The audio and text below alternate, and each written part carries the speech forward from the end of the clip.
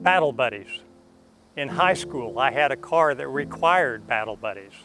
You see, I bought this car for a grand total of $100 in 1973. I quickly learned how to install brake pads, how to rebuild the carburetor, how to change the plugs, the points, and condenser, how to tune the engine, and how to troubleshoot that trifecta between the starter, the alternator, and the battery.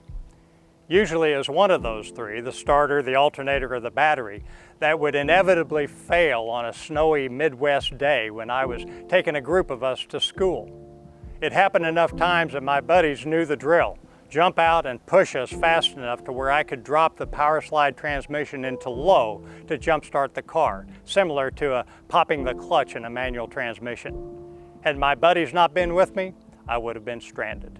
This is my analogy to battle buddies for life. You see, these were friends that I could be vulnerable with. They knew I couldn't afford a better car, so there was no pretense about it. Our perspective was that we had wheels and we could get between point A and point B. When we broke down, we figured it out and we got back on the road. As adult men, it's hard to find these kinds of friends. The tendency is to put up walls emotionally and spiritually that cover our points of vulnerability.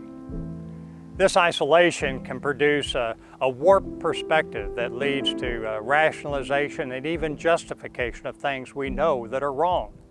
Viewing pornography, entertaining drugs and alcohol, or falsifying expense reports are a few that come to mind. A man in this mode may be able to make it from point A to point B most of the time in the job, but family and other relationships will suffer, and eventually, a breakdown is inevitable. Battle buddies help provide a healthy perspective in the present, anticipate breakdowns around the corner, and intervene as necessary. This is how marriages are saved, families are strengthened, and a godly generation is raised. To establish a group of battle buddies, work with the core group of dads in your church to help initiate a group of 3 to 5 men that will come beside you.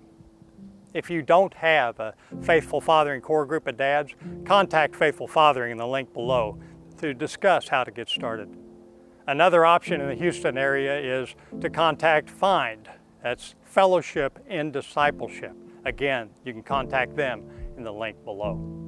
As you establish a group of battle buddies, ideally 3 to 5 men with at least one seasoned father in the group, you will glean insight that will help you navigate through the distractions in this world, to stay on course as the man, husband, and father you're called to be.